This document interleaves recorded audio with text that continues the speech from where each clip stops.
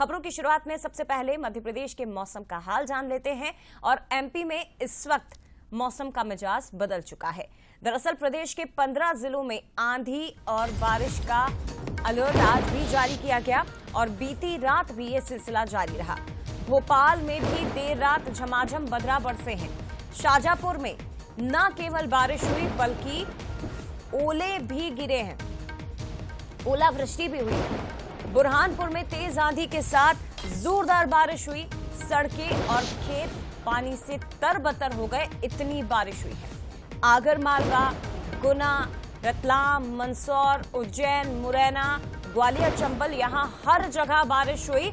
और ये भी आपको बता दें कि न केवल आंधी तूफान और बारिश बल्कि चने के बराबर और बल्कि उससे बड़े बड़े ओले भी गिरे हैं। अगले 2 दिन इसी तरह का मौसम रहेगा, बादल और बारिश के आसार हैं। 2 दिन बाद फिर से कड़ाके की ठंड पड़ेगी। जनवरी का महीना भी जाते जाते ये कड़ाके की ठंड आपको परेशान करने वाली है। राजगढ़, दतिया, शिवपुरी में सबसे ज्यादा ठंड है और तस्वीरें आप देख सकते हैं, हर जगह केवल बारिश ही बारिश आपको नजर आएगी।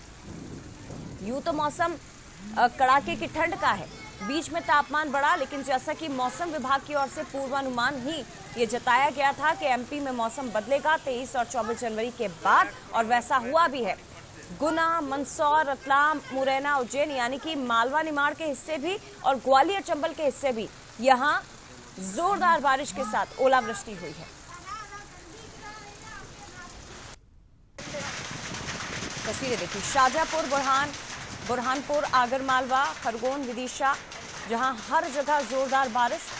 अचानक से मौसम का मिजाज बदला, तेज हवाओं के साथ बारिश का सिलसिला शुरू हुआ और बड़े बड़े ओले यहां पर गिरे हैं।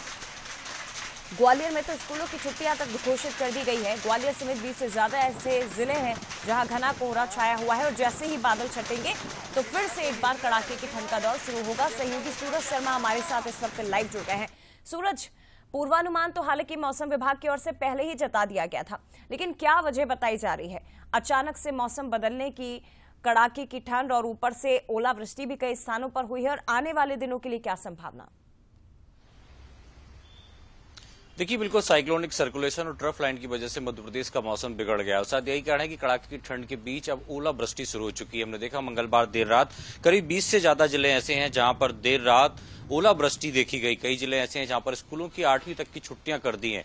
भोपाल की यदि बात करें तो सुबह से देखिए मौसम में बदलाव देखने को मिला है। तेज हवाओं के चलते आप समझ सकते हैं कितनी रफ्तार की हवा, 10 से 15-20 किलोमीटर प्रति घंटे की रफ्तार से है। शायद जो रफ्तार है वो आप समझ सकते हैं। पूरा जो शहर है वो कोहरे की धुंध से पटा हुआ है। आप देखिए हवा के चलते लहरें भी आपको अलग ही नजर आ रही हैं। कुल मिलाकर कह सकते हैं कि जो मौसम विभाग ने अनुमान जताया था वैसा ही हुआ है।